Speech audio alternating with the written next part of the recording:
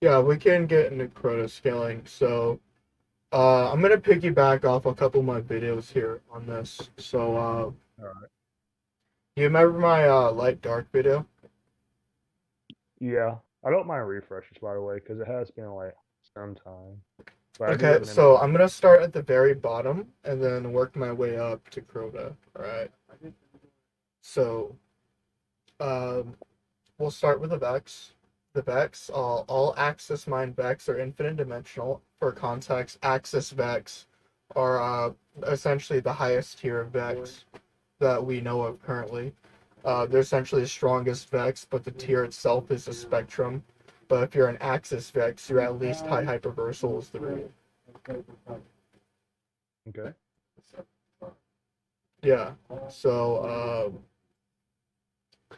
and then the reason why this matters is because we have characters like what's his name? Well, okay, you have Atheon and Panoptes, who are two of the higher tier ones, but then you have the Pyramidion scaling, where it's infinite dimensional, and the Axis Mind Vex there uh, actually like full on creates an infinite dimensional space.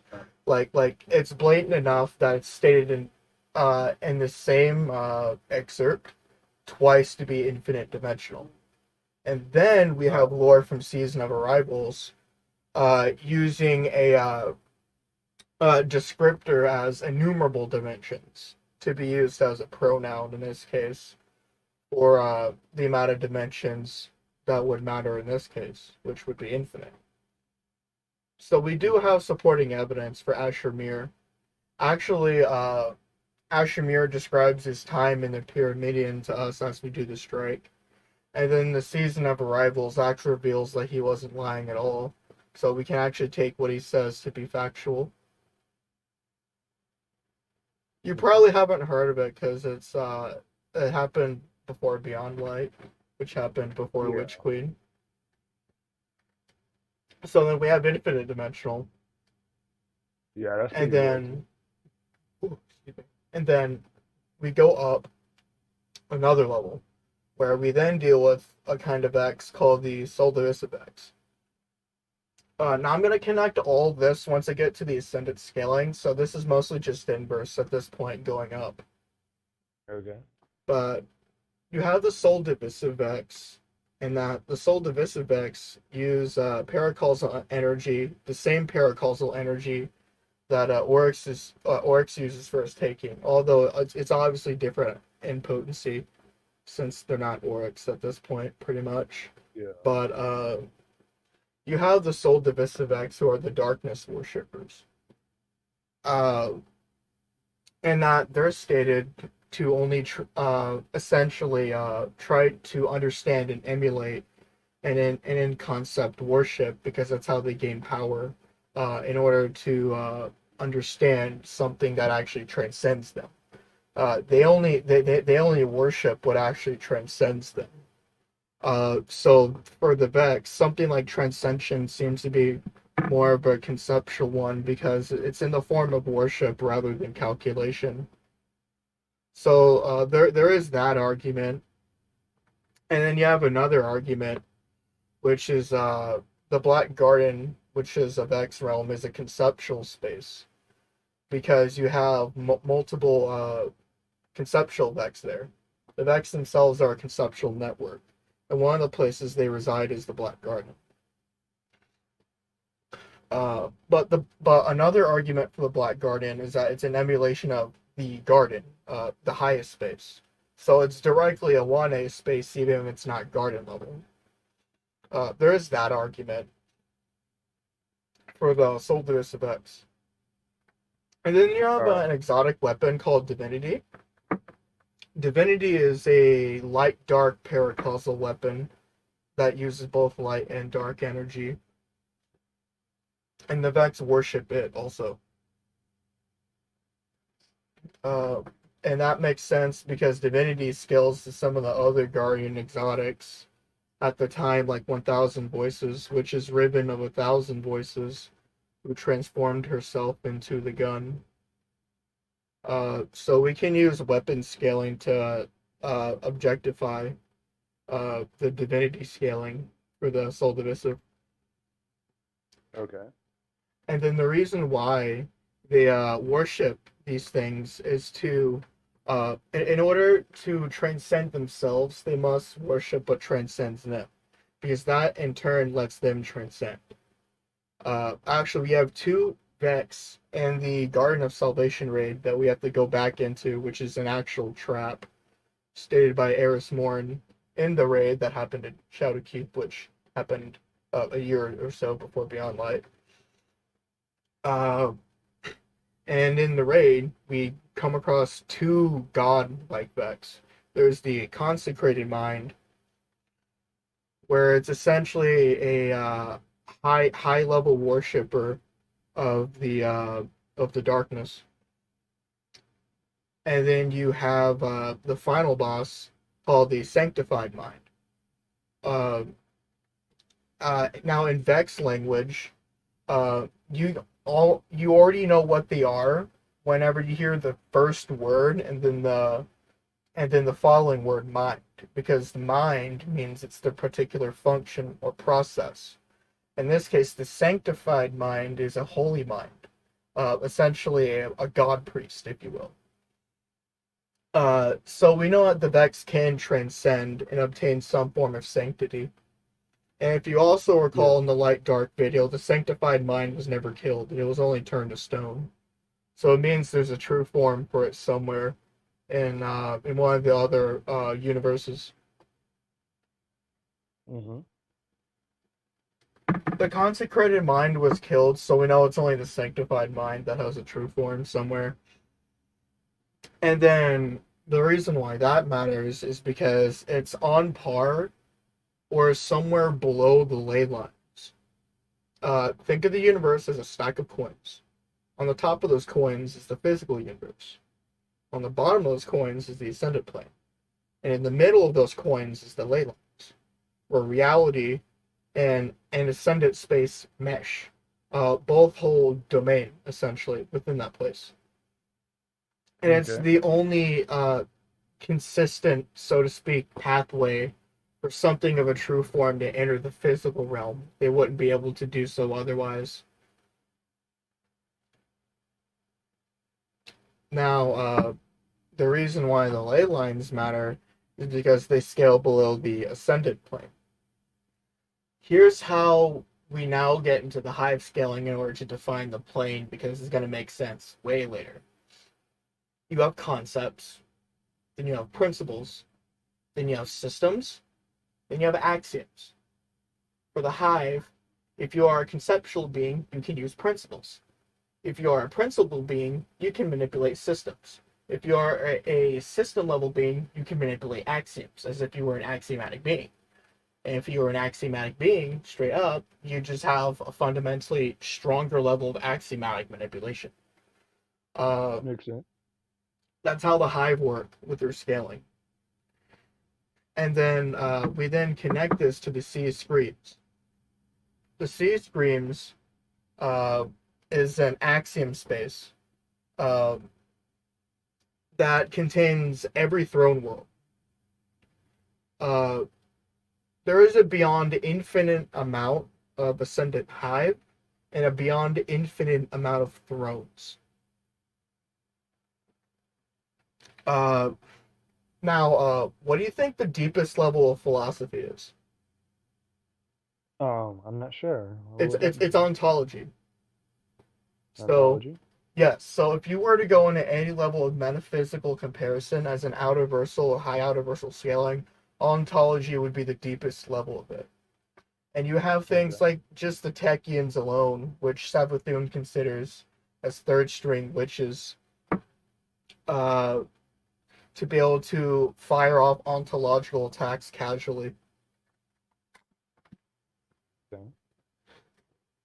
That is in Last Wish. Whenever Forsaken happened, that's when Cade died. Like, that was like way back in 2018. So we've had plenty of time since to get way stronger. But you have ontological axioms being something very, very accessible to the sword logic. Ascendant, Hive, and whatnot, and Up are all axiomatic beings, and that they all have their thrones. Now, why I bring up the system and the axiom scaling is because a throne world is just an extension of your mind. A throne world is your brain is your throne world. The only way to kill an ascended being is inside the throne world, as if you're inside them, essentially, in part. Okay. This is shown to be verbatim and Forsaken for a Scorn who isn't Hive. So we know the sword logic can apply to about any being with proficiency with it. I mean, besides that, we have the sheer amount of throne world scaling from all the Hive if we needed to fall back on that, but that wouldn't be the point. But then you also have Witch Queen, where it's stated verbatim that the throne is their mind, or is an extension of their mind, and you're essentially within their mind. So everything within the throne is essentially their psyche. Yeah. Like you are traversing them, like in the most simple terms. And then now you remember that Hive I was talking about? How there's a beyond infinite amount of them. Yeah. Let me separate the thrones. Because first, there was some lore that talked about whether or not the thrones stack, or whether or not they're just in clusters. We actually know that they stack. We know this because there's an analysis of Crota's throne world, and it's shown to be inferior to, say, Oryx's throne world. We know this because we eventually figure out that Crota was going to be called back to his father's realm to attack the Earth. Mm-hmm. So that's what happened in Destiny 2014, the Dark Below. So now going back to the Hive that I talked about, let me separate all the thrones. You have from the Ascendant Hive all the way up to Crota, to Oryx, Savathun, but like Savathun's a different character. So it goes like this: you have a beyond infinite amount of Hive, and then the gaps between the thrones, the stacks, they start at a beyond infinite degree. Let's say you start at the very bottom, and the throne above it. The second throne at that point would be separated from the third throne by a wider and larger difference than comparatively from the first and the second. And on so for beyond infinity. And it kind of just becomes greater and greater and greater. And we know Guardian and Hive hacks are inaccessibly beyond the Vex, and the Vex passively become stronger by degrees of infinitude, or infinity, if we want to use not fancy speech. Mm-hmm. And then you have a beyond infinite amount of inaccessible thrones, and that those inaccessible gaps then become wider and greater as you go higher into the thrones. How the thrones work, now we could always go into the more complex scaling and why that could be a lot higher, but I'm trying to get the simple part of the argument out in this case, which is eventually you start with a beyond infinite amount of differences, and they go to complete and utter inaccessible differences. And because there's a beyond infinite amount of Hive, there's a beyond infinite amount of inaccessible differences, and a beyond infinite amount of beyond infinite differences. Because we're essentially at the loop of infinity, we can essentially make the argument to be true. If we wanted to make a very simple argument for that particular point. And then eventually you get to the gods. So, Crota and the daughters are equal to Coria. Oryx is like straight up inaccessibly higher than Coria, passively by existing. And this is the same Coria that had 100 years to prep and was specifically made to deal with Hive and learn sword logic. Mm-hmm. Crota and the daughters are equal to that Coria. And then you have stronger Coria, but that scaling would only matter if we got into Paraverse Crota. Which, by the way, Paraverse Crota, you know how I talked about the Paraverse before? Yeah. Okay, so at that point, in Dares of Eternity, you have Stasis, Light and Dark, Gallahorn came back, So that's like probably as powerful as around the strength of Rolk, maybe greater at the time. And you have this uh, team show, or not team show, this game show called Dares of Eternity. And Zer, who's like essentially this conduit slave, although not exactly treated in a presentation sense of a slave, we know he is because of how Zer works. He was essentially a conduit to Star Wars, and that Zer, using his own power, teleported the whole fire team to eternity, and that Zer is completely and utterly nothing to Star Wars. Now, getting into the Paraverse, you essentially have a beyond infinite amount of Destiny universes, and that Destiny universes themselves are like infinite dimensional. Uh, Okay. this is because there's an infinite amount of timelines on all the planets. Time is relative. That is like law in Destiny. That's how it works in real life. We go by infinite dimensional. We go by infinite dimensional principles on that matter. So does Destiny. All right. So then you put these into an infinite amount of timelines, and that these timelines that contain these infinite dimensional, beyond infinite amount of universes are all connected to the Paraverse, and that's all connected to Star Wars. Uh, and this includes all Bungie games as well. So all Bungie games are canon to each other inherently because of Star Wars. This is All also right. verbatim in the lore, as of like the last about 6, 7 months or so. And then, uh, to establish that Star Horse is like not fucking around at all, summons a version of Crota that is like equal to the fire team, but we have to be given a way to kill that version of Crota because we can't hurt him at all. Otherwise, and it's funny as hell. Mm-hmm. So that version of Crota would be like the furthest extent, or like an infinite difference of the furthest extent of Crota that we can argue to. If we wanted to go purely off the scaling of AP, durability, and speed and whatnot. Hacks is like a different matter, but that's like for later. So you can go ahead and get into Anti Monitor if you don't have any issues with the Crota. Yeah. So, all right. Because I was like keeping notes and stuff like in my notepad, what you were saying. So I'm looking at it, and I did not do what your speech. I did not give it justice at all. Oh well. It's all right. I'll go ahead and clarify, and we'll just even out the discussion as we progress, like normal. Yeah. So to just set things straight, like anti-monitor, like scales to he scales to creation, he's able to destroy it, manipulate it, etc. So that's how like he himself like scales to all of the stuff I'm about to mention. Okay, so So he is so we put a bracket in favor of him instead of creation. That's the core premise, right? yeah, pretty much, yeah. All right, go He's ahead, just a continue. yeah, all right. So like you mentioned before, like at the start of your scale, there are infinite like higher spatial dimensions in like DC, beyond an infinite amount, etc. High hyper, it's pretty easy.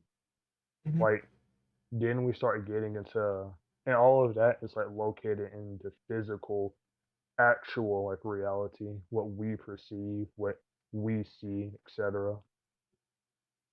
Once you get like above like the actual multiverse, the local multiverse of physical reality, like you start getting into the places like the God sphere, and the God sphere is it's comprised of like many different types of realms with their own scaling. Most importantly, like would be places like, for example, heaven and hell. So in heaven and hell, there's like easily like multiple infinite amounts of heavens as whenever a soul in DC dies, like their soul creates like their own version of like heaven for them, and that's able to place themselves in the God sphere. So, and because of the fact that there are an infinite amount of like heavens, like in one overall like, or let me actually like word it like this. So there's an infinite amount of heavens that souls create in the God sphere, but there's a greater heaven that's placed that they're placed in the God sphere as well. And it stated that with these heavens that the souls create, each one of them views the previous one as nothing more than a dream. So you have that to the point where there are an infinite amount of like, transcendences Yeah, like that keep that stacking sounds and like an stacking. infinite amount of like inaccessible differences. Oh, and for the Yeah, matter, on like the real life universe thing, that we have a similar thing, but that's more to talk about someone like Sabathun, which scales higher than Crota, even though Crota can do something similar of a certain degree. But I'll let you yeah. continue. So when we get to the when we actually like start moving on to like deeper layers in heaven, like we see that souls like begin to mature and they begin to turn into angels.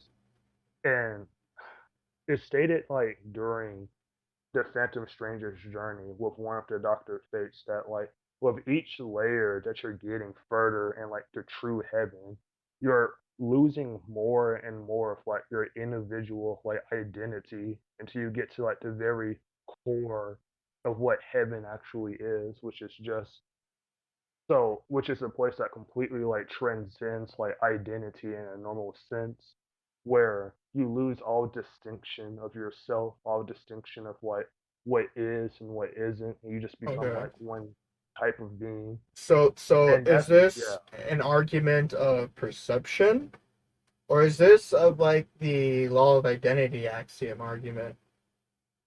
I'm not sure I would place it on a lot of identity. Might Well, more here, let me define the law of identity. identity for you. So, Okay. everything equals itself.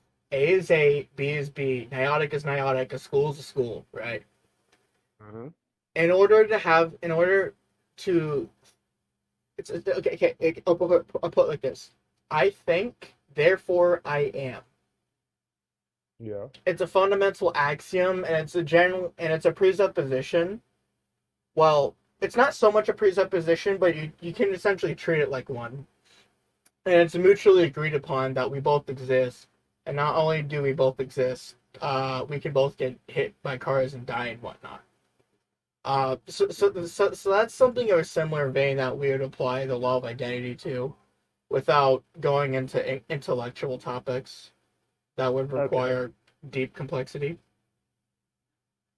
Well, I guess true heaven, like the actual core of what heaven is, would kind of be something similar to that. I And see. whereas like there is no more like for example like niotic is niotic, like that loses all of the distinction. It's more like there's no more like actual sense of self in that sense. Like you're completely like unbound from that. You're just more Like commierated the on perception of you or the axiom of you.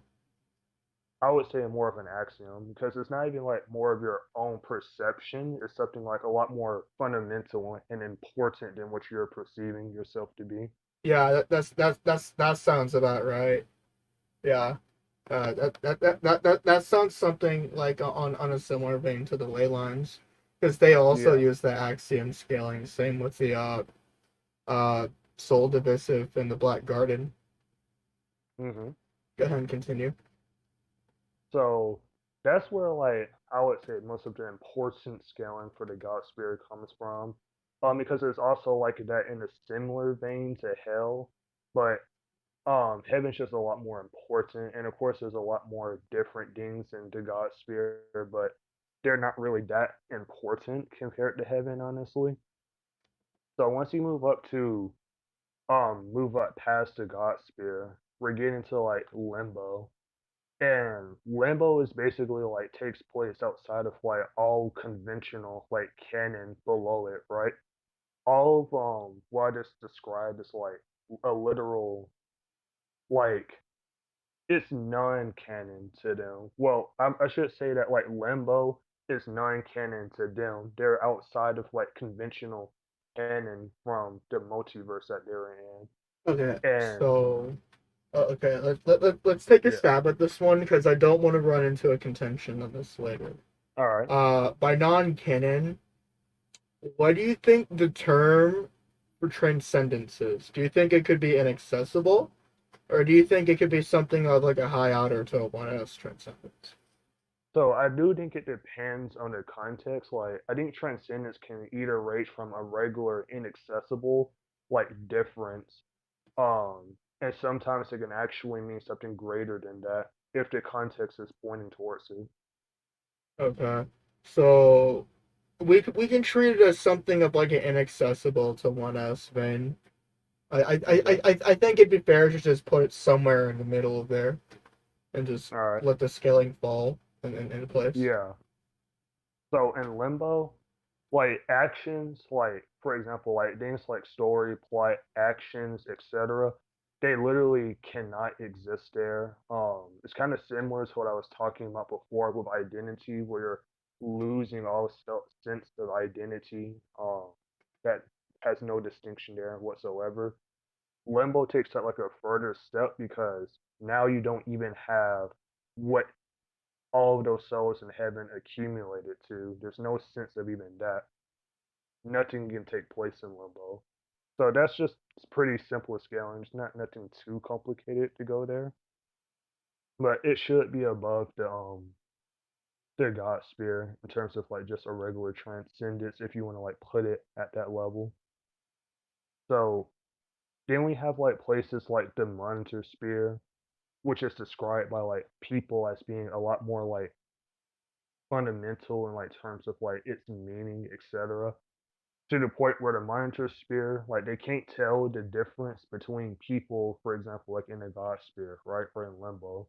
They can't tell the difference between people in the in limbo, God sphere, or the normal human realm. They view that all of that as like the same thing. It doesn't really have a difference for them because they're just that more fundamental than everything that I've already described at that point.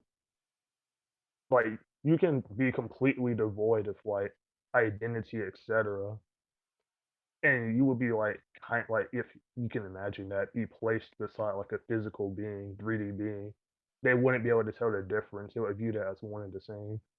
So that's the type of like difference in scope between like the monitor sphere and the regular, not regular, and like the lower multiverse that's like beyond it.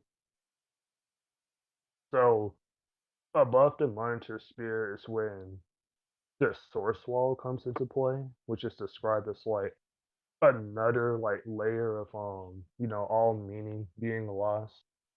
Like nothing can really sustain itself at this point. You're at the edge of all creation. Things just lose meaning randomly. So and then you would get to actually should I mention now the fourth dimension doesn't really matter. It really doesn't matter. Then we get to like the fifth dimension where it's just pure imagination. That's a lot more simpler as well. The fifth dimension just views everything that I mentioned to like a literal cartoon. That's like fictions to play with. They don't really know the difference per se between anything that I mentioned as well. So that's another big scope and power. And then we would have like people like the Anti Monitor who can just destroy all of that or manipulate all of that, etc. Okay. So that's what his scaling sounds like. Yeah. If we're using that. Alright. I'm gonna go ahead and plug in a couple more holes. So do you know the Okay. Guardian scaling from like the Mhm. Guardian video I dropped the other day? Mhm. Okay, so let me put it to you this way. In Destiny, Trials of Osiris. See, Iron Banner has always been around since Destiny 1 up to like as we speak. So like about 7, 8 years in the making. So we have 8 years worth of literal arguments to go over. Uh, and then for Trials of Osiris, it started off in the House of Wolves. DLC, which started like in 2015, and Trials ended with Destiny 1 in like 2017. Mm-hmm. And then Destiny 2, you had Trials of the Nine, and eventually Trials of the Nine was retired sometime, or Forsaken sometime in the Warmind era, sometime mid, just sometime before Forsaken. Mm-hmm. I don't quite remember for Trials of the Nine because it was fucking terrible. But uh, and then eventually, uh, PvP in Destiny 2, we make the new scaling with competitive PvP, and that competitive PvP is like another level of Guardian scaling because Guardians who don't hold back uh, nearly as much go to competitive, and then obviously you have Iron Banner and Trials, which is where like the strongest PvP Guardians most frequently go. Mm-hmm. And then uh, Trials of Osiris in Destiny 2 then came back in Season of the Worthy. So whenever we were amping Rasputin, and Rasputin eventually became the strongest for Beyond Light, that era. And then Trials has been going on non-stop to this very moment. And that the only days of the week it's not active for are uh, Tuesdays after reset, Wednesday, and Thursdays. On Fridays, it's back. So it's like only gone for 3 days of the week. And Guardians, like the MC, there's like a whole bunch of MC level Guardians because the MC has to constantly do 7 rounds of trials. And that in tournaments, stronger opponents naturally come higher into the tiers because they have to progress into their trials card. So we know that MC is going up against either other MC level Guardians or MC in the Spectrum meta Guardians, one of the two. But they're in fire teams of 3, always. Mm-hmm. And that on top of all that scaling I talked about for the Hive and scaling above the Vex and passive scaling, Guardians can essentially use each other as just literal power batteries and also amp each other to oblivion just by fighting. And that again, they never have to hold things back like skill or intelligence, just their raw power and stats, basically. Okay. So, so then when you eventually take all those restrictions off, and this happens for years, the levels of infinity here and inaccessible layers as a result on top of that, I could uh, easily argue to say plug up any holes early on in the scaling because this goes for the Guardian, uh, you know, and then the scaling applies to Crota because Crota's fighting the whole fucking fire team of light and dark, and they Yeah. literally have to be given a way to kill him because he cannot even be hurt otherwise, not even stunned. He's just walking around kicking your shit in. That's kind of it. Okay. Yeah. Uh, and Dares of Eternity. That's gonna keep going until it gets sunset sometime around Lightfall, so next year. So we're gonna constantly be seeing these multiple variations of Crota, which constantly increase with the scaling as we go through the later parts of the Witch Queen expansion. So that's All right. another set of arguments I can also use to more or less even out the playing field. If there has been any debatable contentions between the two before. But do we want to get into hacks, or is there any real contention with my arguments?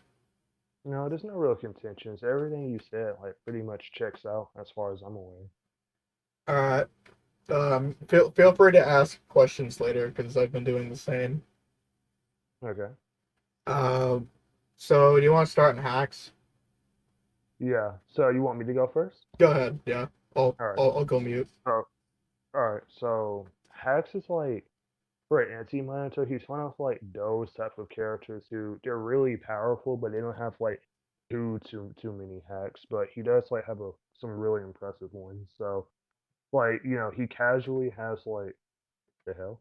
Um, so he casually like has like actually I should word it like this. So because of like how Anti Monitor's like existence is with the how he represents antimatter in the DC multiverse, most of his abilities come from the fact that he's able to like pull this off like with his antimatter manipulation. So when I say things like he has the ability to like destroy like stories, excuse me, destroy stories casually.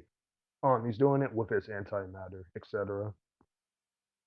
So like he's able to like easily do things like destroy stories, destroy your concept of your stories like pretty casually, right? Narratives are nothing for him. He literally like eats and devours that with his antimatter casually.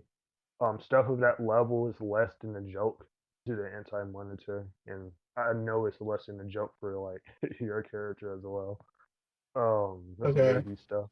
So, are you going to treat stories as axiom narratives in this case, or are you going to define those as separate tiers? Um, Because I don't want to have a possible contention on the discussion later because of this, because they'll pop up later possibly. Yeah, it will. So, how stories can be defined in DC like ranges from the not only does it like range from an individual story like Superman compared to like random Billy on the street, right? They also like depend on like the tier of like creation that I was like formerly mentioning. Okay, So, for so example, there's oh, go ahead. somewhere in the creation spectrum to keep it simple. There's somewhere in the what? My bad. In the creation spectrum to keep it simple. Yeah. All right. So, and then we also have like places as well, um like when you get to the God Sphere, which is like all like the God Sphere and down, all of that is like contained by a story. Like even things like that conception, not conceptual, that like identity list, like heaven that I mentioned, is still contained by like a greater, grander story overall. The stories are just that more fundamental. Then when you get to places like Limbo, it's said that stories, literally, like the concept of a story cannot take place there. It's eternally stagnant. There's nothing, there's no movement that can be done there. There's no narrative that can go on there. You're outside of canon in a conventional sense. And Anti-Monitor's like existence and his attacks, of course, is able to not only like break down this place, but is actually able to do the impossible and actually, if you wanted to, create stories and boundings again to canon if if you were to like for example I'm trying to think of like the character's name. For example, like Shazam and Ultraman and Superman, when they went to Limbo, they literally couldn't like take any actions, etc. whatsoever. But because of their individual narratives like being so potent, they're able to like contain them to canon again. And Anti Monitor's story is greater than both Ultraman's and Shazam's, but not Superman's. But so he should be able to like do things like bound you to canon, or even if you like aren't canon, like he can still just destroy you regardless, like how he did one time. So I think that's an interesting ability. What is Chrono like? Like, does he have anything like that? Oh sure. Do you know what the void can do? What can they do? Okay, so it can do basically a lot of very similar shit. It can deconstruct and it can erase atoms and essentially anything physical in scope that would be considered molecular or below. So, Hmm. in a sense, it's like a greater version of antimatter, but on a much greater scope. You have that. Then you have manipulation of gravity, time, and space. Every every guardian class is able to dilate time and space and turn it into shields and shit. Nice, And the nice. Titans obviously have shoulder tackles. And Stasis obviously one-shots the light at just Seal 1 alone. And then Stasis at like Seal 4, uh, every ability unlocked, every amp you can argue for Stasis and Gerrymander out of it, on like a whole fire team of 6, does nothing to Crota. Nice. So, and that's another thing too, right? With the Void, we can always make the argument between the Void or Arc, but it'll probably depend on the class, on like what it's stronger with. Because Void Walker could be stronger for Warlocks because of their whole grenade and hacks bullshit. Because how the Warlocks work is that, and this is verbatim by the way, Warlocks sort of walk the line between madness and godhood. So something like the Void would be very, very powerful to a Warlock. But something like Arc, which is a physical attack, might be physically stronger than compared to, say, something like Sentinel, which might use more hacks to keep up with, say, Arc.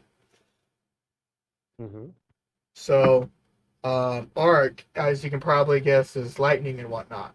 Essentially, it's untamed power. That's the variation of untamed power that the Guardians have. It's Arc.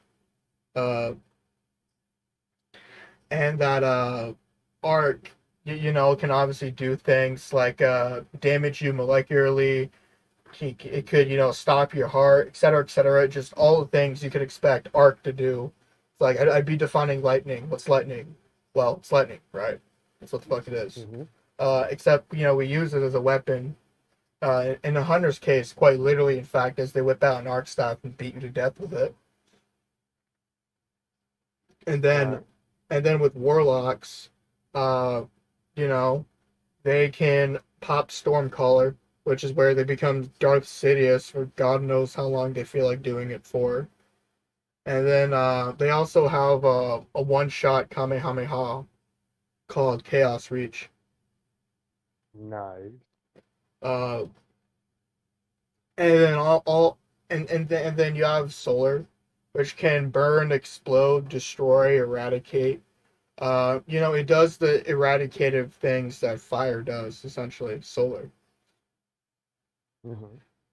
And that all these, you can make arguments for the 3 or whatever, because the 3.0 system is mainly just a reimagination of what you'd be seeing the lore do, somewhat, since it is a game. As they also want to illustrate lore more with the gameplay, make subclasses not feel like they're terrible or constrained. Yeah. So those arguments would be up to your interpretation as far as I'm concerned.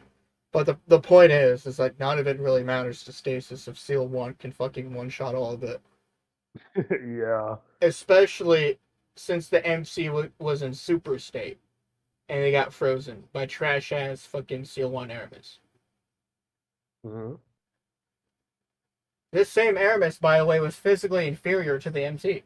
Aramis got forced back right before she froze the damn MC. So yeah, it's a really trash version of Stasis. Like it's either she has trash skilling and Stasis is just that strong, or like Seal 1 is just a lot weaker physically than compared to the other seals. Again, that's something for like another time we could always go over, but it really doesn't matter since it's just Seal 1 Stasis. So yeah. And then obviously Seal 2 would be a far greater degree than Seal 1. And same with Seal 3. And Seal 4 would be full power. And when we got Seal 3 at the time, it's considered the most potent and dangerous and uncontrollable. Well, controllable, but like it's very, very strong. Like it's in its strongest state, so the MC had to be more careful with it because it's in a stronger form than it was previously. And then obviously Seal 4 was when they unlocked the class fully, essentially full power, right? Base full power. And you eventually get those 22 different amps from the grenades, aspects, and fragments. And then you eventually have your super. And none of that really works on Crota. You just resist it. Yeah, he just kind of slaps that away. He literally ignores it. You could maybe freeze him for a second with stasis, but like that's kind of it. He just walks around and does his usual shit, smashes on the ground with the sword as if nothing happened, which nothing did happen. Because the only way to hurt him is Yeah. with the way you're given to hurt the version of Crota you're fighting. Mm-hmm. So Oh, so he wait just a straight second. up My ignores grandma's that calling me. attack. I'll be right back. It won't take long. Oh, that's all right.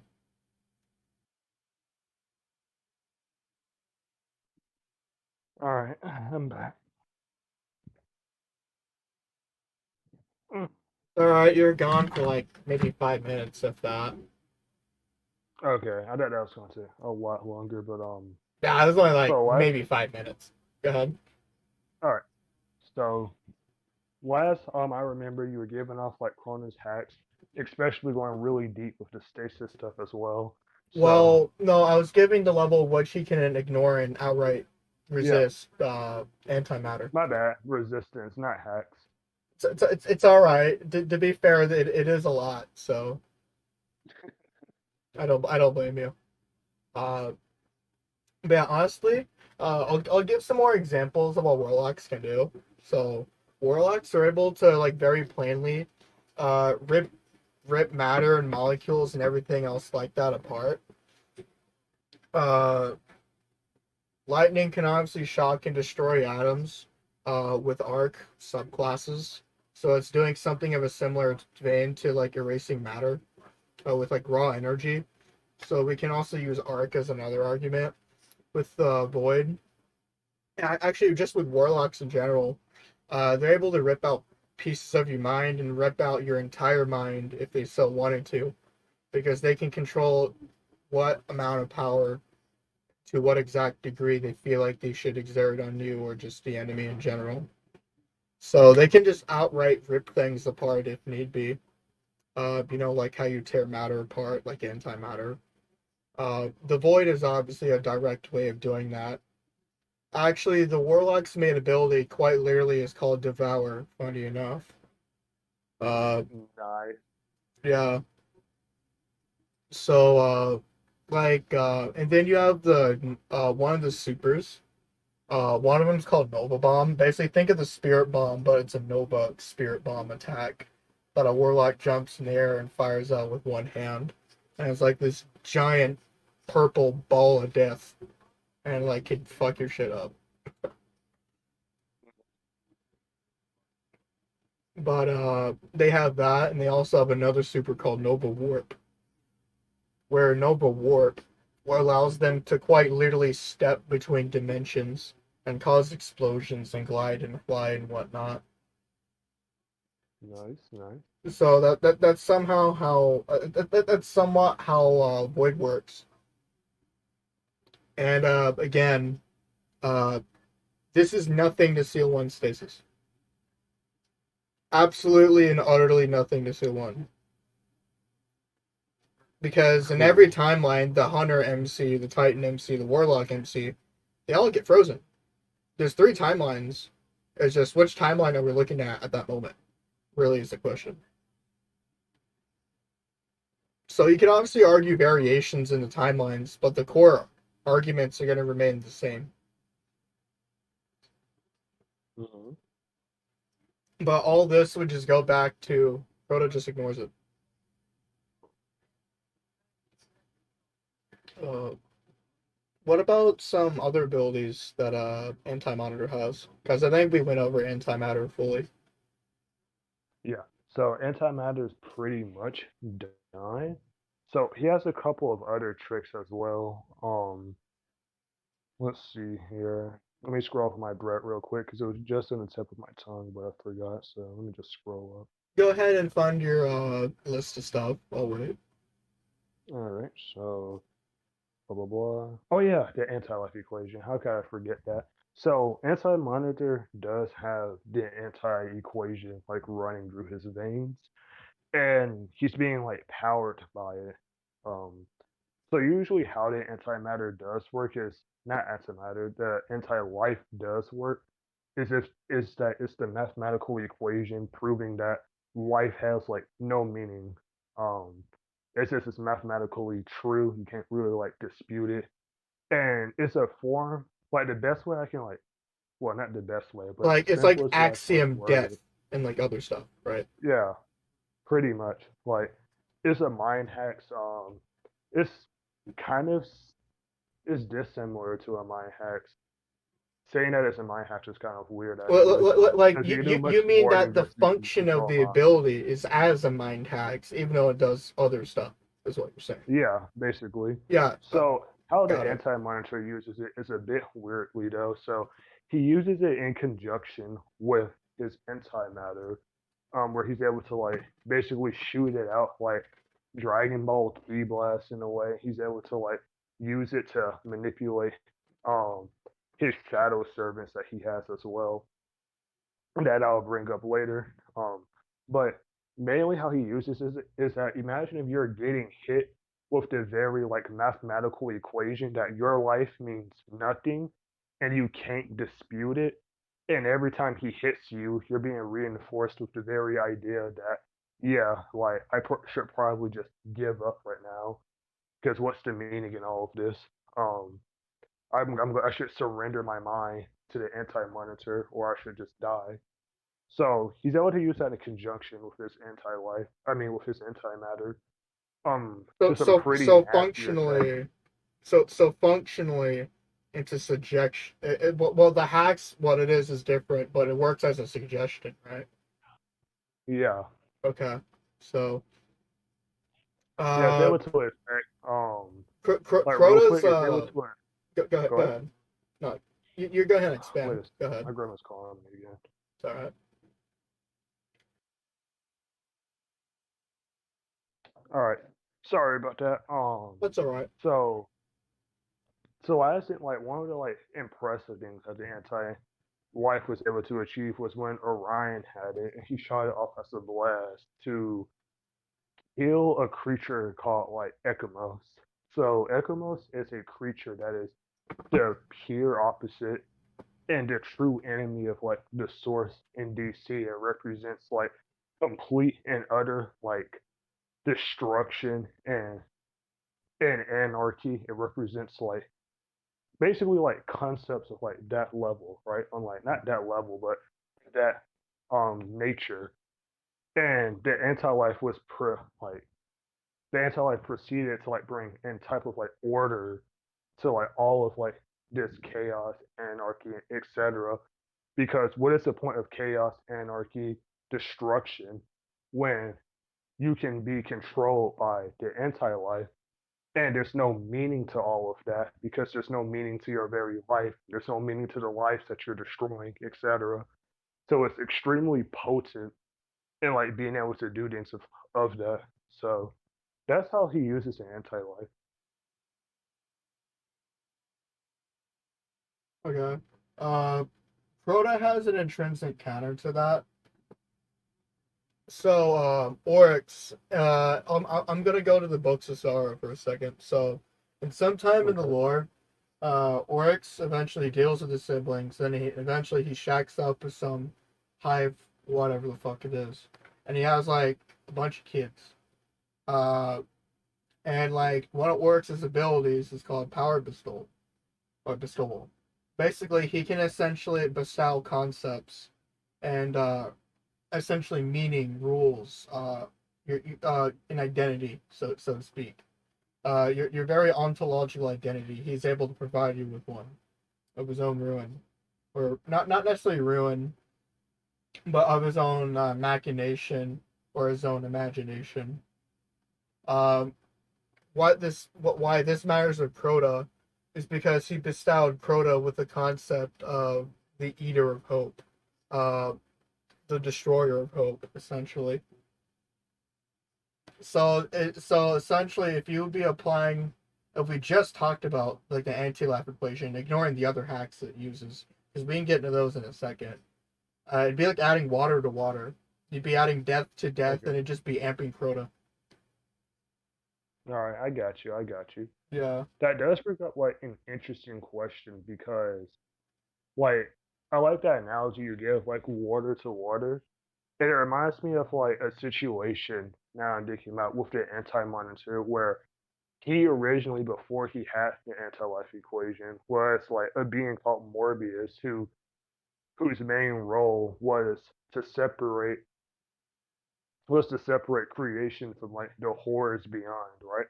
And he became corrupted over time because of like his goals, not his goals, like because his very livelihood was like replaced by like something else. And eventually, like what transpired or what occurred like over the years was that he became corrupted in like such a way that when the anti-life like came to him, which it normally like corrupts people like Orion or Scott Free into like beings of like complete devoid, like beings who are devoid of like everything and just enforce what the anti-life is teaching. Even when Anti Monitor himself is like that, it still corrupted him and it still shackled him, still made him a lot weaker.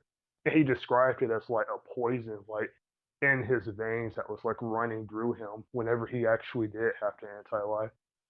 So it was kind of like pouring like contaminated water in like fresh water, if you get what I'm saying. Yeah. It's just it still sounds the same because the Hive have the same with their corruption. Like even just garbage Hive wizards have corruption, and that's like something of an intrinsic potency Crota has because he's a sword logic pantheon deity. Well, it's Uh, more like here actually let me put it to you this way. So, um, the God Hive work on this thing called the tithe system. The tithe system works on this thing called tribute. You have the very bottom that provides tribute to all the gods, right? Essentially, energy, sustenance, force. They're essentially providing the same thing to Crota that like the corruption from Anti Monitor would be doing to Crota. Also, paracausal beings have massively higher uh, axe defenses than essentially what would it take to kill them. It'd be way easier to kill them, ironically, than to say law hacks or death hacks them. This is common with Guardians, and it's also common with Hive. So it'd be adding contaminated water to water, but still just end up as just adding water to water. wait, nothing. I have to go really quick. My grandma's calling me again. I'm sorry. It's alright. Oh, Primus. All right. Sorry it's taking such a long delay, but I'm finally got all my stuff together, in real life. So ready to Yeah, get yeah, this. I got you. Yeah, you got like a bunch of stuff to do in real life, but you're busy. I got you. Yeah. So let's go over what we agreed on a couple days ago. So we agreed that Okay. Crota and Comp Anti Monitor are close in power. Yeah. Yeah. Relative. Okay. So after that, we agreed antimatter was like beyond worthless to Crota. And then we then went to the corruption argument, which you made the argument of it being contaminated water to water. But then I wanted to give another argument in reply to that. The problem Yeah. is, So it's that's like what. it's the same thing. Crota, in effect, has been bestowed a power from Oryx, but he's still connected to Oryx through the tithe system. So even if you want to say he isn't directly the same, him being connected to his father allows him to be the same. So in So else effect, we're into what? dealing with a case of contaminated water just adding itself to contaminated water, even if the fundamental particles, along with everything else that separate the water, are different. It's still all contaminated water. You get what I'm saying? Like shit is Yeah. still All shit right. no matter what you put in it. All right. Yeah, that makes sense. Okay. Um. So you want to like say another ability for him? Oh yeah, sure. So how does Anti Monitor handle law manipulation? Law manipulation. He just ignores law manipulation. Consistently. So there are like a couple of laws and like Hold on, some of like you're really these. quiet. Let me do something about it. Oh, okay. It may be because like of these new headphones I have. That may be the reason why. I can get my other ones if these are a problem. No, I'm just trying to make sure. Okay, you're at max. Give me a moment. Hold on. Okay. Alright, now try talking. All right. So how am I now? You're still a little bit quiet. Am I any better right now? Yeah, I can hear you perfectly fine. Just let me raise Okay. my. Yeah, it might be because of these new headphones I got that I'm a little quiet. It's all right. I'll just put you on max volume on the desktop. Uh, All right. yeah. All right, we're good. So go ahead and continue. All right. So, like, anti-monitor, like, consistently, like, resists laws from people such as, like, I have the anti-monitor above the presence, in terms of, like, existence and power. And the presence does have like a law that he holds on creation, which is like, I don't know if you heard of it, but it's called like the plan that he has for like creation. It's like a universal like law of cause and effect that has a plan for every like single thing that exists Is it a basically. law, or is it Yeah, so or is it a narrative ability? it has the disability like can be enforced on people who do have who are like this complete narrative beings. It has worked on places that are beyond conventional narrative like limbo, Yeah. or the monitor sphere as well. So I would say that this like the presence's plan does like extend to like those reaches as well. Okay. Yeah. So an anti-monitor is in existence like beyond even like that law that the presence has for creation, the plan he has for creation. That people have a incredibly hard time escaping or like getting from that law. Okay. So I So would say now that, let's. yeah. Okay. So now let's ask a second question. Because Okay. that begs another question. Where does the scaling for his resistance to blood come in All right. proportion to So his scaling? all right. Where is his resistance in the scheme of all things here? All right. So um, do you remember the scale I gave for creation? Yeah, Because you talked about okay. heaven, and you talked about the various infinites and inaccessibles. Okay, that's good. So the law is like the plan for all of creation. It extends throughout creation. So wherever I have creation at, that's what be the potency of like the resistance anti-monitor have. Because as you know, he's above creation. Okay, so laws that scale to him don't work on him. Yeah. Okay, so now I'm gonna make a second argument here. Uh, Okay. for paracausal beings, it's way harder to kill them, but it's also way harder to hacks them. Like paracausal characters have stronger hacks, but they also have stronger hacks resistance. So it kind of goes hand in hand here. An example I'll give you is with Aramis, right? Physically, the MC, while they were using the light, could like throw Aramis back and threaten her.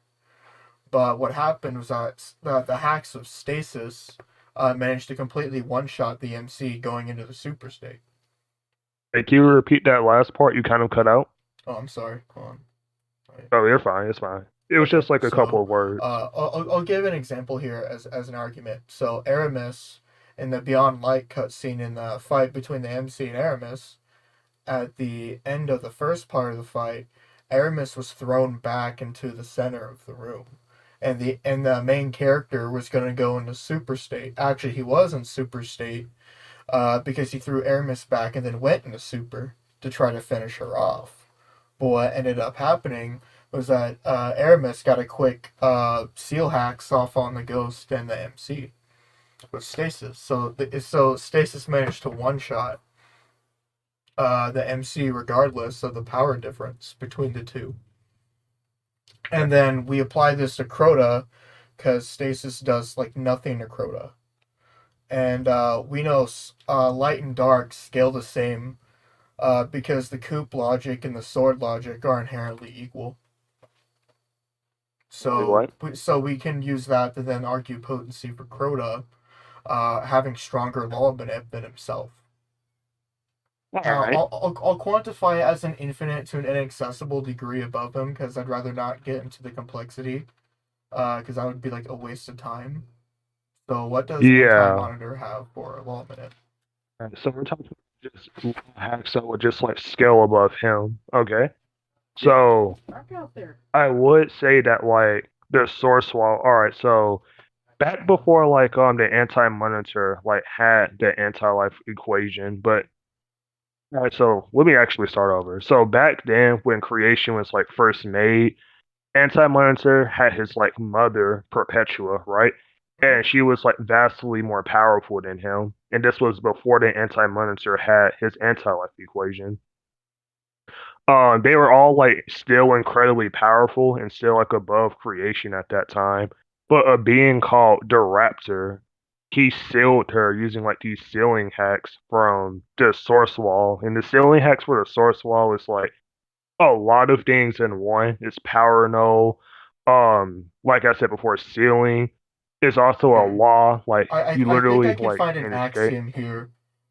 hmm Is the argument that you're arguing his hex resistance as a stat, or you're arguing resistance to specific hexes? Resistance to the hexes. Okay. Because yeah, so with the anti-life equation, that put him above that conventional type of ceiling, even though it was above him before, Okay. if that makes sense. Okay. I'm willing to concede the law of manipulation won't work then. Okay. All right. So Um, with now the let's get into the other anti-monitor, thing from the other day with the corruption. Uh, all right. here's a problem I see with the corruption. Uh, okay. First, does your character have absorption? Oh shit. Yeah, anti-monitor does have absorption. Yeah. Okay, so here's my case. You know how I talked about adding the contaminated water to contaminated water? Yeah. I'm going to expand more on it so there isn't an issue with it later. So, what I think is going to happen is say we went deep into that argument of them using corruption on each other.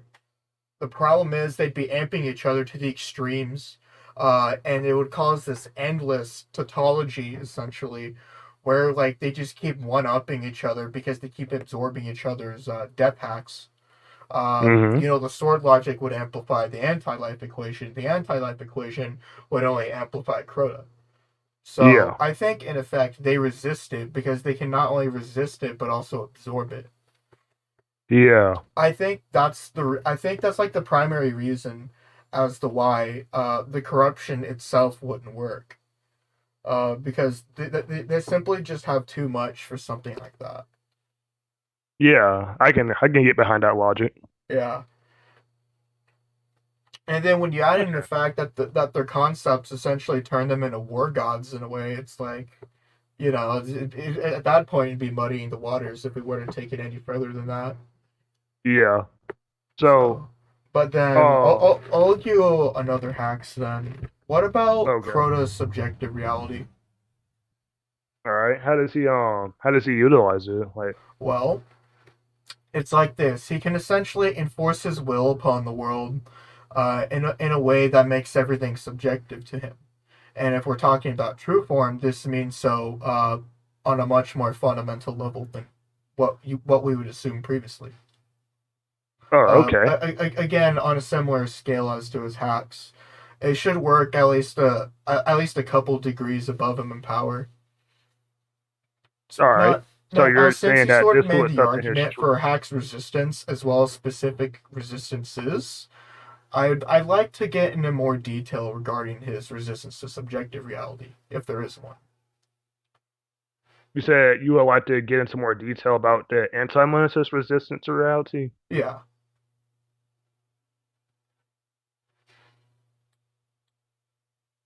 Does he resist Hello? subjective reality? Oh, okay. Oh, my bad.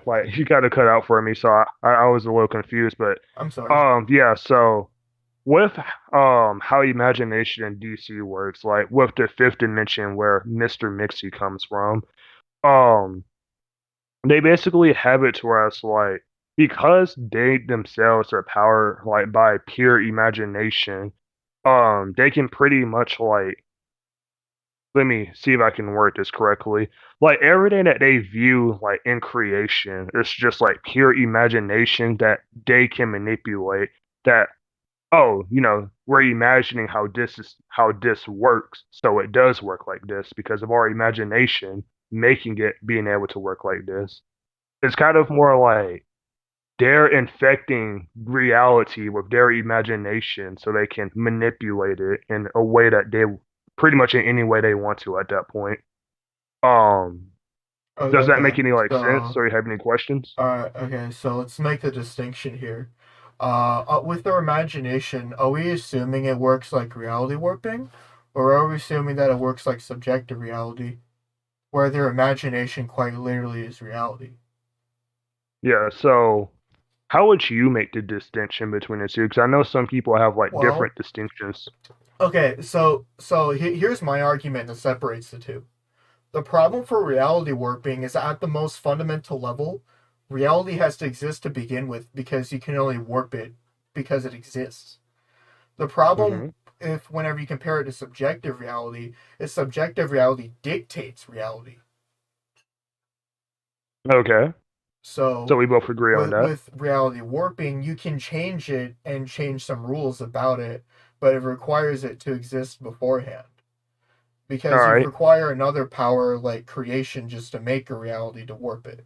So we can't call it Okay. subjective reality because that's a separate situation. For subjective All right. I reality, completely quite agree. literally, your subjective perceptions are reality. Yeah. Uh, That's all right. That is does totally it kind fine. of I work like agree. subjective reality? So I'll give an example, right? When Mr. Mixie, like he destroyed creation, there was no more like quote unquote like reality, right? There was no Yeah. more rules, there was no more nothing. All of that shit was gone. Excuse me, was gone, right? Um, and yet he was like still able to like, even though there was completely nothing there, he was still able to like use his like imagination to not only make reality again, but still manipulate it to us like it was always what it was before it got destroyed in the first place. So I would say like it would be more subjective reality than like, the standard reality warping, which requires it to be there in the first place. Okay. That does line up with the planes of reality argument for DC. So I am willing to concede on subjective reality. But Yeah. I'm also going to assume that it won't work on Crota either. It'll kind of just fall into the Yeah. death hacks problem. I will admit, like, an interesting point that you did mention was with the amping each other. Um, the amping each other. And I think that's very interesting because with the anti-monitor, so a recent tactic that he's been liking to like spam recently is that he summons these things called like shadow demons, right? And they're basically like how am I supposed to word this? Like a splinter off like summonings of like himself. Like I think that's the best way I can word it right now. I'll have to like reread some stuff to see if I can word it better. But basically the more that anti-monitor eats, the more that he like gets fuel, the more that they're also fueled as well. Like individually, like they're nothing compared to somebody like him, right? And people of his tier.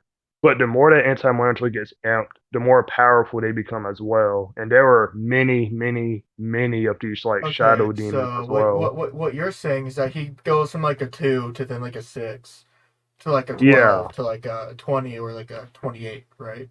It just keeps yeah. going on So and it on. allows him to like fight people. Like let's say that like, he's fighting his brother, the Monitor, right? They're both equals.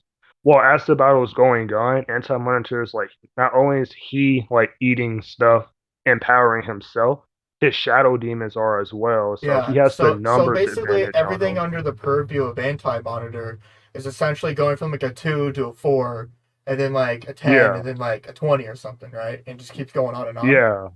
Yeah, Okay, he'll try to overwhelm so you with numbers. okay, I Yeah. have an argument for Crota then. So All right. Crota does the same thing, but it's passive. He doesn't have to Mm-hmm. do anything. Everything he does in combat stacks on top of it. Let me All quantify right. it to some degree. So, uh, I'll use the Vault of Glass Atheon fight as a good example. So, how we have to take on Atheon is that, see, and this is very specific as to why I'm making this argument. How the Vex grow passively is that they passively become greater than infinite. They go from like a 3.2 to like a 3.3 to like a 3.6, and then it keeps going on and on and on, endlessly, infinitely, because you have an infinite amount of Vex, and then that then channel into the Axis minds, and then send their information to the Vex domain, and that the Vex domain is connected by the infinite timelines, and that there's then Vex and infinite realities on top of that. Like there's infinite Yeah. dimensional upon infinite dimensional upon like an infinite dimensional amount of Vex through timelines, and that they use the Pyramidion to go into different timelines and different realities and interact with and talk to each other. Atheon is a high level Axis mind Vex, where it's time itself. It's the nexus point of time. Time flows in and out of and beyond Atheon. Atheon is Mhm. one and the same with the Vault, and that the Vault directly scales above the Pyramidion because the Vault requires a greater amount of power to power it, and this matters because it's a Vex structure. And then, so what we have to do against Atheon is that the fire team is dealing with like a bunch of shit at the same time. They're having to deal with harpies being summoned endlessly. They're having to repel Atheon shooting them to death with time Crota rounds that take the form of void. They're having to deal with being constantly BFR to different timelines. They're having to resist passive erasure from time and reality, basically existence itself, but also on a quantum level, as in spatially and temporally. So they had to resist Okay. that. Then they had to destroy these things called the oracles. The oracles are something that Atheon can use to command his will through other timelines as well as other realities. As long as those oracles exist, he can make commands on them. So they had to destroy the oracles. Then they had to come back into the main throne room of the vault and then cast this gigantic fate hacks that like temporarily just powered through Atheon's resistances and everything. And then it gave Okay. us time to hurt him. Now I can't make the argument for it being a one phase, but the argument remains the same that we took a lot of time to then finally just blow a hole through his resistance using our fate minute. Yeah. Uh, the reason why Atheon couldn't do any more is because the Vex are unable to simulate the light. They can only make observations of it and infer what is reality. Because the Hive scale above the Vex, and the Vex, their demiurge is the thought. So their version of subjective reality is where they take you as a Nyotic, the person, and they make inferences or rules or laws in reality that they think is true, and then they adapt around it and observe. Uh, what they can do with the light is not really anything that they can do with comparatively everything else. So Mm-hmm. we're inaccessible to even Atheon. And this is like big bad number one, like way back in 2014. And the Yeah. reason why this applies to Crota is because Paraverse Crota, again, like scales above and ignores the attack of the entirety of the fire team with light and dark.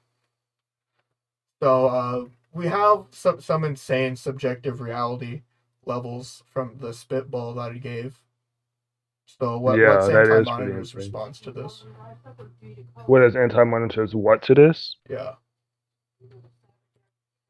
You talked about like towards the subjective, not subjective, the yeah, the Well, subjective it's like reality, this. right? I scaled paracausal energy, as in the light.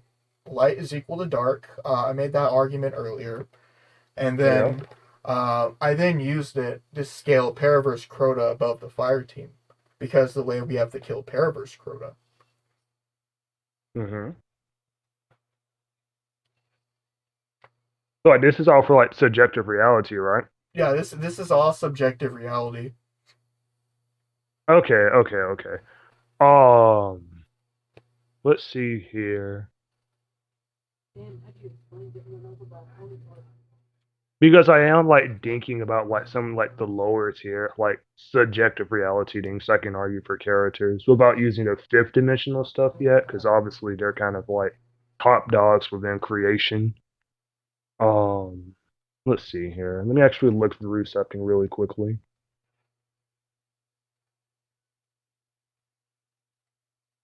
So, do you think he resists, or do you think Crota is able to make commands on him?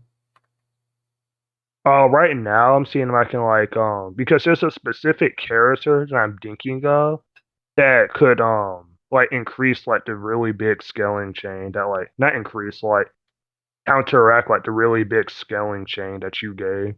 So I'm Okay. trying to see if there's like trying to see if I can like find that person.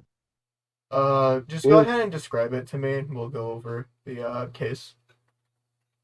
well, it's more so like I know it's a person and I can't remember the context of it. So as soon as I like remember who the person is, I would remember like the what is it called? Whatever the scaling. Okay. I'll steelman here, but what's the level of resistance that we're quantifying here? The level of resistance, it would be more of like so what I described for like the fifth dimensional imps like mixing and stuff, right?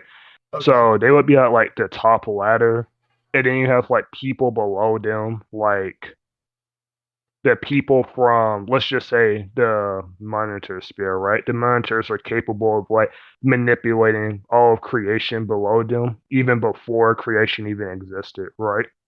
Um, like I said before, like the fifth dimension views the monitor sphere as like insignificant. They view the monitor sphere as like how the monitors would view like regular humans, right?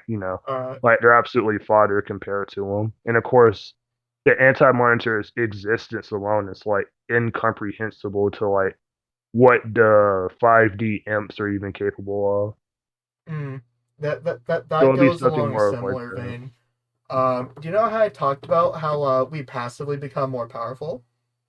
Yeah, so I was Well, kind of I'll like expand more actually, on it for the yeah, paracausal.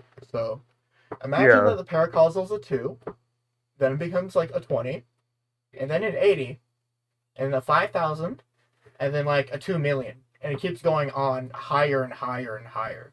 And when we got Yeah, stasis and that particular scaling chain, that then added the axiomatic scaling that we got from Beyond Light and just makes that process grow wider and wider and wider.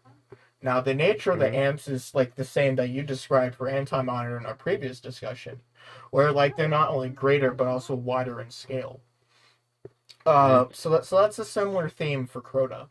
And all of this is Yeah. passive, so whenever he's initiating combat against Anti Monitor, this is happening Oh before yeah. they even like throw the first punch. Yeah, so that's why I was gonna like actually like admit to you that like if the two of them were to fight, the anti-monitor would be at like an inherent disadvantage because he has to actually like do a Galactus thing where excuse me, where he has to actually do a Galactus thing where he's breaking down stuff and he's eating stuff. Okay, so Yeah. So he would be put at a disadvantage during that.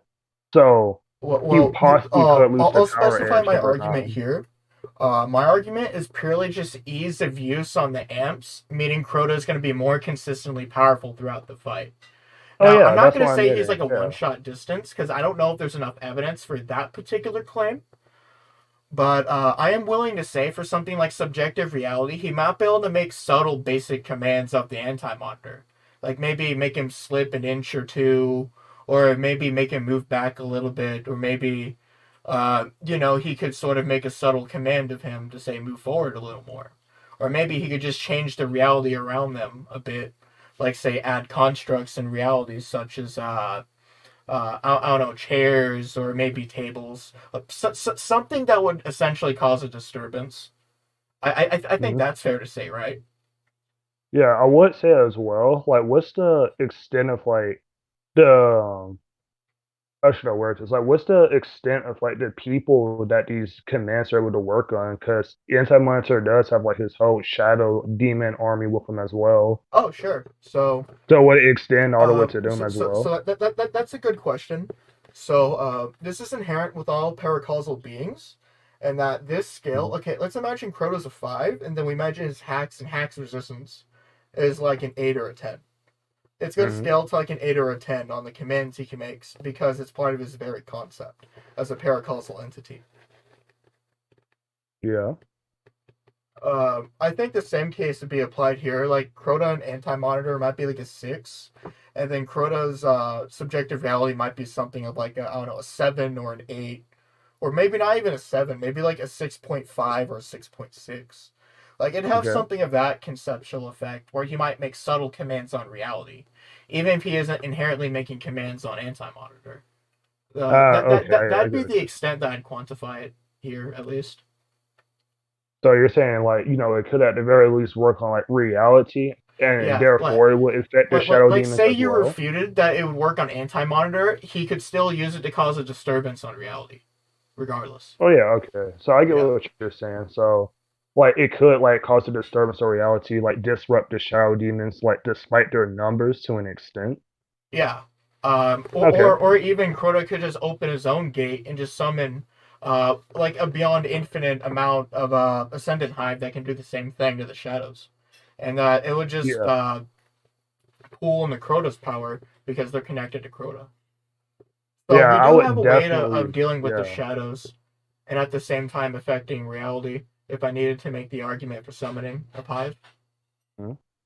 Yeah, I definitely see like Crota like using his army in like response because like anti-monitor like he's not too like if Crota's not too careful, like the shadows could like be getting amped as well.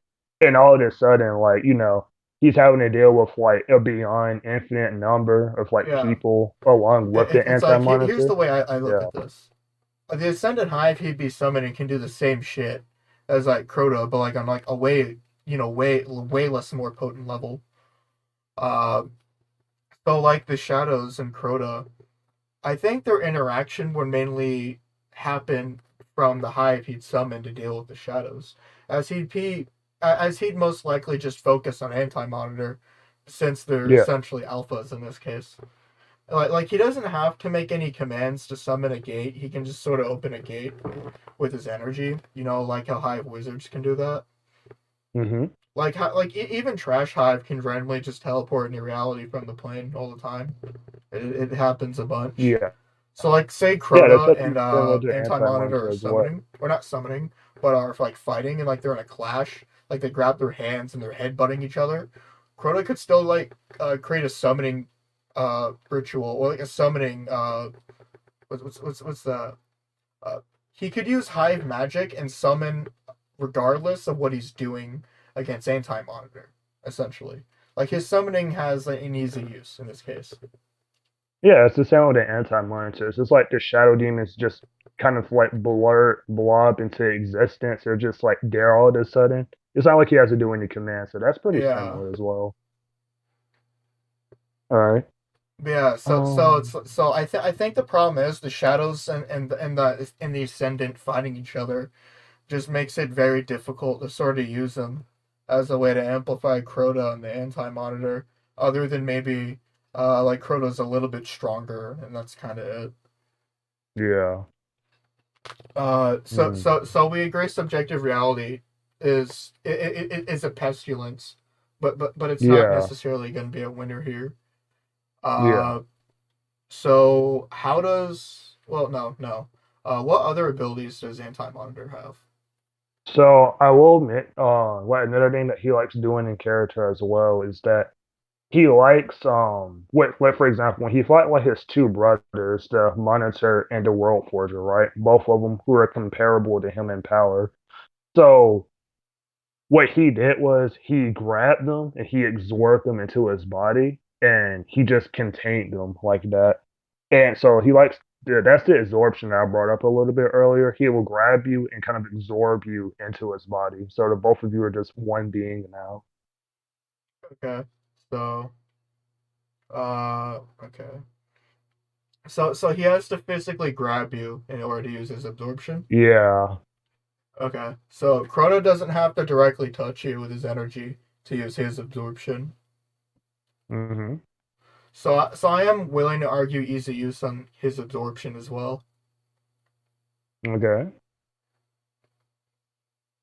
Now I'm not gonna say it's gonna work on Anti Monitor, but it's gonna piss him off at least. Yeah. Like I will say that I know that your character already has like resistances to absorption. Like that's not really a big of an issue. Yeah, and But like we agreed that essentially yeah. it just ends up as like a positive feedback loop anyhow. Yeah. Like the only way I can ever see that working is like if somehow, some way, like Anti Monitor like does get a power gap maybe and tries to like overpower Crota's like resistances. But like we said before, like he's passively amping himself. Like Yeah. that happening is pretty unlikely. So, Okay. kind of So unlikely. what about anti-monitor speed? Is he just abnormally fast in his tier, or is he or is he like where you'd expect him to be in his scale? So without like going into like the crazy like upscaling to like irrelevant speed that these characters like would have like Yeah, it's like I they would both are irrelevant yeah anyhow, so it'd be a steel man. yeah I'm pretty sure like any relevant speed chain would kind of be oh my god would kind of be like quote unquote irrelevant because you can make a really big irrelevant speed chain. I could do it, so I would guess take an educated guess and say he's pretty good for a person in his tier, right? Like he's So are pretty you good. willing to say that he's faster, or like you'd expect them to like be moving at similar speeds? I would expect them to be moving at the same speed because I'm pretty sure we can both make some ridiculous like scaling chains with speed. Yeah. Yeah. I'm fine with that supposition also. All right. Uh, And the last thing I did want to mention for Anti Monitor, like and all of like his great abilities and stuff, is the fact that he does like have like a really good like kind of type apish like resurrection hacks where if the Anti Monitor is like ever killed. And this does extend to like narratively being erased. Antimonto was erased from canon, and he was erased from non-canon as well. But he was still able to come back because of the sixth dimension. He was able to like rebuild his essence there. And he was able to come back and wreck some shit, even despite being erased on such a level. So that is like something that he does have up his sleeve in case he ever is destroyed in a manner. I'll go ahead and make the immortality argument for Crota also. So, Okay. you cannot conventionally kill Crota. The only way that's been known to kill Crota is with a Hive Sword, and that's even with Stasis in mind, which is also a sword logic ability. So, Mm-hmm. Crota has an abnormal immortality, physically speaking. So, like you can hurt him and maybe push him around a little bit, but that's like the extent that you do damage to him. That's kind of it. Yeah. For his other immortality, he can just constantly come back to life as long as his God Star exists. His God Star is an ability that lets him fire off an abnormal one shot attack. But it's a death I hack, so love the that. problem is it'd work as an amp for anti monitor, so it wouldn't work if we were to specifically top out the God Star. But for other uses, the God Star will allow Crota to like remain alive for an endless amount of time, so to speak. Because I Okay. don't think Anti Monitor has the range or the power to destroy the God Star. Because it's hard for even the fire team to repel the God Star. Mm-hmm. Yeah, I think that's fine. Yeah, Like that would really just like be something out of his league at that point. yeah. Also, Crota is able to fight as a ghost without having a body. Because what happened in Dark Below storyline was that we had to go after Crota because he was essentially put to sleep. I don't Mm-hmm. quite remember what the lore tells us about how Crota was put down in the real world, or in the physical world. I mean, uh, Mm-hmm. but we don't really have like a lot of lore for that. We kind of just sort of know that Eris escaped from the Hellmouth, and now like Mm-hmm. Crota was just sealed as a spirit, and that's kind of it. I can't quite remember the details regarding that, but we know that he doesn't need a body to really hurt you. Is the thing. Okay. So, say you manage to physically destroy Crota and like negate his immortality, you'd have a hard time destroying his ghost because all it Okay. really does is just it banishes the spirit from reality, just throws it back into the throne world along with him. Okay. It was in the manner that we attacked Crota was why he was separated from the tide system, which is why he was killable in the first place. And even then, that's what his immortality was that he had at the time. So it's actually more potent whenever he's at full power and no nerfs. Okay, It's a similar case for other God Hive. You have to go after their power before you fight the deity itself, because the deity is impossible to kill without going after their power. But the problem for that particular argument is that's not really an in combat thing you can argue against, as it's more of an out of combat thing to use. Mm-hmm. Because really, the only weakness you can argue that the Hive have is like maybe the prolongment of sword logic. Because the stronger they get, the more they have to devour. The more they devour, the more power they get, which means they have to devour even more. Like Yeah, that that's like makes sense. maybe the only weakness you could argue for the Hive. Okay. So that's why the Shadows won't be able to nerf Crota. All right, But that does make sense. so so maybe we can argue that Crota would be like harder to kill out of the two, like somewhat. But it shouldn't Yeah, be too because much of a like factor since they're both immortal anyhow. yeah, because out of like all of the current win cons that I've told you that Anti Monitor likes to try, um, he's more of the type of guy where he's like, all right, all of my stuff isn't working, then I'm literally going to eat, devour, and absorb everything around me. So then my abilities are going to start working against you. And that's kind of like the way that he goes. And he's like, oh, if you kill me, I'll come back. And I'll come back even more prepared because I'm going to, what is it called? Like snack on a couple of like universes or two before I come, right? That's the type of person he is. Yeah. So I'm not sure how it would like the battle would like play out from this Oh, point, unless you have something Oh, else you want Crota to would just bring do the up. same fucking thing then. He'd just go and eat a bunch of his shadows and then just get like see here's the thing with Crota, right? No matter what he's doing, he's getting stronger.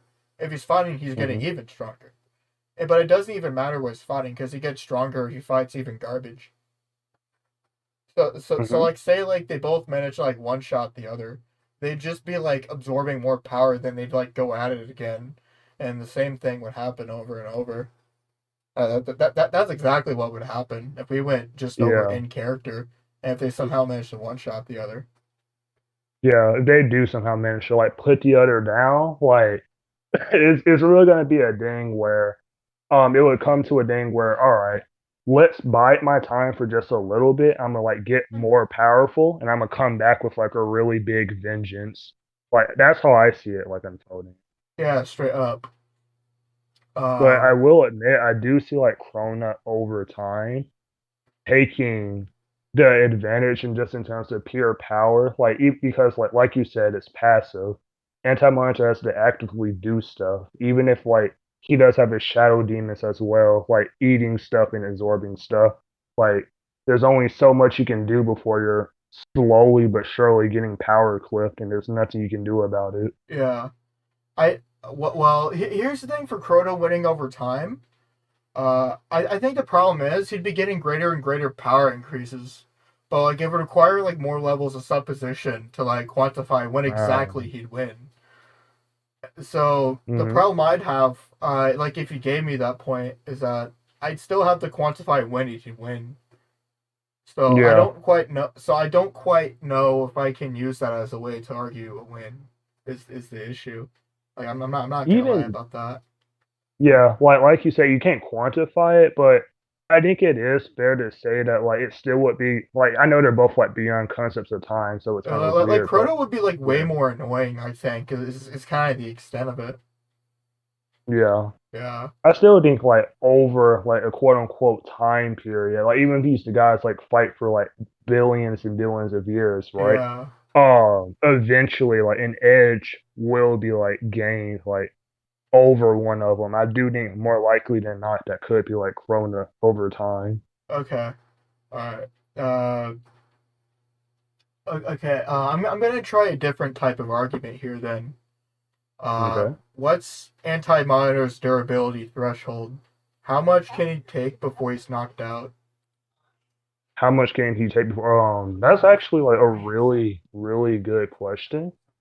because Anti Monitor, if we're looking at like the people who are like comparable to him in fights, so when he fought like his brother, the Monitor, right? So they were continuously like, you know how like in Dragon Ball, like they do the whole like beam clash and whatever, Yeah, right? like they were like So resisting each other's attacks. well, they were having a beam clash for like it's described as like a million years straight of the anti-monitor like taking shit like that, over a repeated many millennia. So his dress hold is incredibly like good for somebody like him. What now? Can you restate that? Yeah, so his dress hold is incredibly like great for somebody like him because like people like the Monitor, for instance, was described as like fighting the anti-Monitor, using everything he had for like millions of years before anti-Monitor was like, all right, I'm kind of tired, like I don't want to do this no more, like I have no energy left, like I'm just All right. retreat for now. Okay, so I have I might have a silver bullet here. I'm Okay. willing to argue that for billions of years they're gonna be clashing and beating each other up, but Hmm. the anti-monitor is gonna reach his threshold quicker. Because Crota, the problem is the more you hurt him, the more you're participating in the logic of the sword, and the more you participate in the logic of the sword, the stronger the combatants get. So like you Hmm. hurting him just makes him stronger. It's actually Not like no kidding. Like you, if you punch him, you make him stronger, like by law. that's extremely interesting. I So wish anti-monitor had stuff like that. in all I'll quantify the argument and give detail. So they're gonna be beating each other up. You know, Crota's gonna be slashing him with his sword, or he's gonna be punching him in the face, or firing magic in his face and being an idiot. Antimatter is gonna do his whole thing, and they're gonna be beating each other to a pulp. But I'm willing to argue that Crota, because he has an overtime strength advantage, is going to eventually push Anti Monitor and knock him out. Like, I don't have to Okay. argue the kill because I'm only going to argue that he's going to be able to knock him out. Because when he'd kill him would require far more supposition. But I think it is Yeah. fair to argue that he's going to knock him out first. All right. So this is a little bit weird because like anti-monitor doesn't have like a conventional like what we would say like brain, so I'm not sure how he would be knocked out. And when anti-monitor has been like his physical body, like quote unquote physical body has been like peeled away or it has been like out of commission because of other stuff, Well, he we're can. assuming composite, so it'd be like the true form, essentially Oh yeah. fighting Crota. Yeah, so he can still like operate as like pure like a pure not spiritual form, like a pure antimatter like type of He form. has a form of like antimatter astral projection, if you will, right? But yeah, yeah, that's how it's worded. He pretty Yeah. much has something like that. So you can like incapacitate his normal body, but he'll just be like, yeah, like I can still fight you even with my astral projection. That's what he did on Crisis of Infinite Earths. Okay. Does he have the same resistances and abilities in astral form? Yeah, Okay. like he definitely should. Okay. And we know Crota can exist as a ghost, so like so if we were to take that conclusion to its extreme, then the spirits would just be fighting each other essentially infinitely. So Hmm. Crota would be able to knock out his physical body then. So what's the threshold for his projection before it eventually keels over? It's kind of strange because at that point, I'm not sure if the anti-monitor would like have regular like pain, to be able to be like knocked out in like that Well, sort of well, sense. remember, right? You don't need to suffer Excuse pain me. because pain itself is just the body communicating where you're being hurt and in what manner. What I'm arguing is how long is Crota gonna have to beat him down before his body just eventually just gives up. Uh, That's the particular argument I'm making. But like now we'd have to make an analysis regarding his projection. Like what's the threshold for his projection? Because I'm willing to argue that it's a greater threshold. It'd yeah, it be like a is. similar conclusion. They'd be fighting for a long time, much longer than what his body was, but eventually he just knocked out the projection because he's very able, very clearly able to fight you on metaphysical plane or metaphysical grounds. So I don't think it's much of a stretch to say that like Crota will be able to knock him out over time. So we were talking about like knockout in a sense that like his spirit just completely like fizzles out and it's like kind of like unresponsive. Uh, trying to think about how I'm gonna like explain it because this is like extremely like weird because I'm not sure if something that's happened like this before with the anti-monitor Yeah, because because then it here's the becomes thing: it's like they're gonna be beating each other to death. It's just the problem is they are death. So really, it's like who can knock the other out. Really, it's that's the problem here. yeah, it'd be more of a case because like that's never like particularly happened for anti-monitor before because when he's existing as like his astral form, like his essence is tied to like all of the anti-monitor that like he's currently embodying. So I'm not sure how it will work with him like taking damage and being knocked out like that. Well, It's extremely whatever the weird. equivalent is, because it could also be the case that he'll just endlessly fight as a spirit.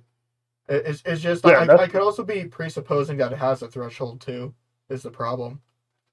well, that's it. I don't want to like presuppose that like he would be able to fight endlessly as a spirit. I would actually say like we know that he can fight longer in his spirit form, but we Yeah. don't know to an extent really, and that's like It's the just if biggest I were to problem make right a now. claim, it could also be a slippery slope. You get what I'm saying? Yeah, Yeah, it's like I'm not gonna ignore that at all. So yeah. So I so will really, it's say like the that best like conclusion we can give here. Like Crotos is gonna be eventually beat on the spirit, and it's just not gonna be able to do much back, or it's just gonna fizzle out over time. Is that the conclusion? yeah, because there's not like much other like evidence that can like support anything else for that.